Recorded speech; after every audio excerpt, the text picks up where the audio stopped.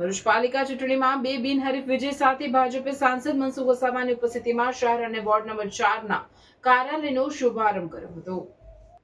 સ્થાનિક સ્વરાજ્યની ચૂંટણીમાં ભરૂચ શહેર અને વોર્ડ નંબર 4 ના કાર્યાલયનું ઉદ્ઘાટન ગત સાંજે સાંસદ મનસુખ વસાવાના અધ્યક્ષસ્થાને ઓમકારનાથ હોલની સામે આવેલ આરકે સ્ક્વેર શોપિંગમાં કરાયું હતું।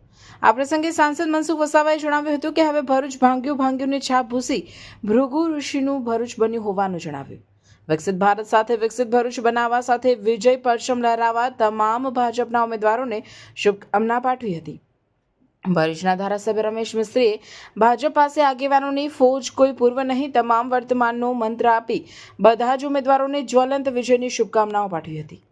જિલ્લા પ્રમુખ પ્રકાશ મોદીએ ચારેય પાલિકા 9 પંચાયત અને જિલ્લા પંચાયતમાં ભૂતપૂર્વ વિજય સાથે વિકાસ કુશને આગળ વધારવા તમામ ઉમેદવારોને કાર્યકરોને હાંકલ કરી હતી। પૂર્વ ધારાસભ્ય દુષ્યંત પટેલે તમામ ઉમેદવારો વિજય મેળવ્યો નવી કીર્તિમાન હાંસલ કરે તેવી શુભેચ્છા પાઠવી। આ પ્રસંગે કોંગ્રેસના વોર્ડ નંબર 4 ના ઉમેદવાર મનીષ જાદવ ભાજપ અગ્રણીઓના હસ્તે કેસરીયો ખેસ ધારણ કરી ભાજપમાં જોડાયા હતા।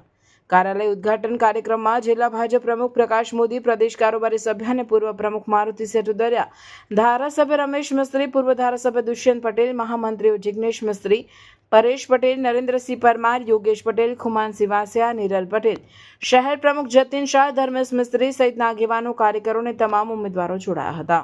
હું નહીં તુની ભાવનાથી ચાલનારી આ ભારતીય જનતા પાર્ટી છે ત્યારે 44 સભ્યોને હું શુભેચ્છા પાઠવું છું। સવિશેષ જે બે બિનહરીફ થયા છે તે પોતે પાછા મંદિરોએ કે કોઈ જગ્યાએ બાધા કરવા જાય ના રિવેન્જ એટલે પાછા એ જ વોર્ડમાં પ્રચારમાં સતત તમે જાતે અત્યારે પણ ઇલેક્શન લડતા હોય એ જ પ્રમાણે લડો એવી શુભેચ્છા સાથે મારી વાતને વિરામ આપું છું। સૌને ફરીથી શુભેચ્છા અસ્તુ। ભારત માતા કી જય।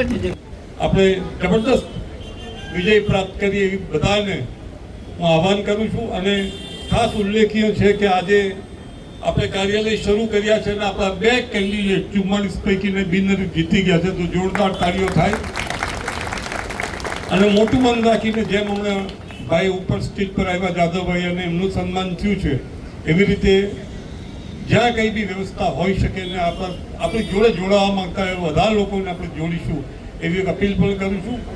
ફરીથી બધાને શુભેચ્છાઓ, શુભકામનાઓ। ભારત માતા કી જય।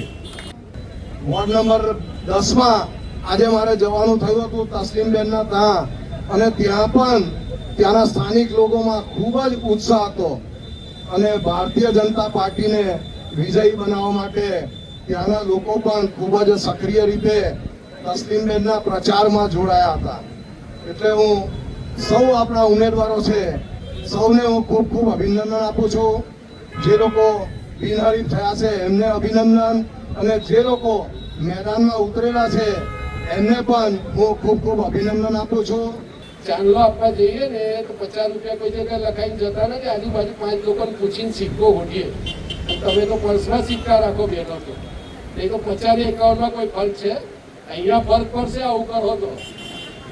એટલે 51 ચાંદલો જ કરવાનો, 4 જ મત જોઈએ, 3 થી નહીં, 2 થી નહીં, 1 થી નહીં। ફોન કરશે બધા, રેકોર્ડિંગ કરશે ફોનનું, સારું બધા આપીને તો વાંધો નહીં, રેકોર્ડિંગ બીજા ઉમેદવારને સંભળાવે એટલે ભૂલ નહીં કરતા। 4 થી ઓછું કઈ ખપે નહીં, ચાંદલો 51 નો જોઈએ, 50 નો નહીં ભાઈ। આ બધા મનમાં યાદ રાખજો, લાલચ નહીં કરતા। કોઈ ફોન કરે તો કે હા તમને આપી દઈશું એવું બેન, પેલા લોકો મને ફાવતા નથી, નહીં બધા આપણને ફાવવા જ જોઈએ। એટલે આવું ભૂલ નહીં કરતા મહેરબાની કરીને, નહીં તો રેકોર્ડિંગ કરશે સોશિયલ મીડિયાનું, બધા એપ્લિકેશન રાખે છે ફોન ટેપ કરવાનું, મારા મોબાઈલમાં નથી, પણ આ તમને બધા લોકોને ખાસ કહી દઉં છું। એટલે મારી વિનંતી છે કે આપણે એકબીજાનો હાથ પકડીને 4 ઉમેદવાર એક સાથે ફરીને 4 ની લીડ પણ એક સરખી આવી જોઈએ। હે નહીં તો બી અમે તપાસ કરીશું કે ક્યાં કયા બૂથમાં કોણે ગોલ્લી મારી છે, અનુમાન તો કરી શકાય, પકડાય નહીં। ઉમેદવારોના પ્રચારને સરળતા રહે એટલા માટે આજે મધ્યસ્થ ચૂંટણી કાર્યાલય નગરનું આજે ઉદ્ઘાટન કરવામાં આવ્યું છે। આ પ્રસંગે અમારા ભરૂચ જિલ્લા ભારતીય જનતા પાર્ટીના પ્રમુખ પ્રકાશભાઈ મોદી, આ વિસ્તારના ખૂબ ઉત્સાહી અને જાગૃત ધારાસભ્ય ભાઈ શ્રી રમેશભાઈ મિસ્ત્રી અને અમારા સ્થાપક કહી શકાય કે જેની સામે વર્ષોથી અમે કામ કર્યું એવા પાર્ટીના પૂર્વ પ્રમુખ ખુમાનસિંહજી, મહેસૂલ મંત્રી પણ રહી ચૂક્યા છે, મારુતિસિંહ આટોદરિયા, પાર્ટીના પૂર્વ પ્રમુખ અને વર્તમાનમાં પાર્ટીના ઉપપ્રમુખ નીલભાઈ પટેલ, વરિષ્ઠ આગેવાનો ધારાસભ્ય પૂર્વ દુષ્યંતભાઈ પટેલ બધા જ વરિષ્ઠ આગેવાનોની ઉપસ્થિતિમાં આજે આ કાર્યાલયનું અમે ઉદ્ઘાટન કર્યું છે અને શુભેચ્છા પાઠવું છું કાર્યકર્તાઓ અને ઉમેદવારોને કે ખૂબ મોટા માर्जिनથી તમે जीतो। भारत माता की जय। साल के इस महीने में हर दूसरी रील में आपको मिल जाते हैं अनप्रोपोर्शनेट प्रोमिसेस और अनगिनत सलाहें जो शायद आपको और भी कंफ्यूज करती हैं, पर इस सब में जो एक मेन चीज मिसिंग है वो है competency based learning. Yes parents, Gujarat board हो या सीबीएसई, अब यही रास्ता है स्कोर करने का। पर क्या आपके बच्चों के टीचर्स इस चैलेंज के लिए तैयार हैं? लर्निंग सेंटर में हम तैयार हैं। 9th 10th हो या 11th 12th, गुजरात बोर्ड हो या सीबीएसई, हमारे नए करिकुलम का एकमात्र फोकस है कॉम्पिटेंसी बिल्डिंग। हम कंटिन्यूअसली स्टूडेंट की कॉम्पिटेंसी लेवल को मेजर करते हैं और उसको इंप्रूव करने के लिए गाइड करते हैं, जिसका सीधा पॉजिटिव असर उनके स्कोर के ऊपर होता है। इसके अलावा हम स्टूडेंट को देते हैं टाइम मॉनिटरिंग शीट, जहां पे स्टूडेंट घर पे कितना घंटा पढ़ाई करते हैं उसका भी हम ट्रैकिंग करते हैं। लर्निंग सेंटर की 360 डिग्री सपोर्ट वाली ये एजुकेशन सिस्टम में और भी बहुत सारे इनिशिएटिव्स हैं। तो आज ही आपके बच्चों को ये लर्निंग सेंटर की एजुकेशन सिस्टम गिफ्ट कीजिए। तो आज ही कांटेक्ट कीजिए या तो हमारे कोई भी सेंटर की विजिट कीजिए।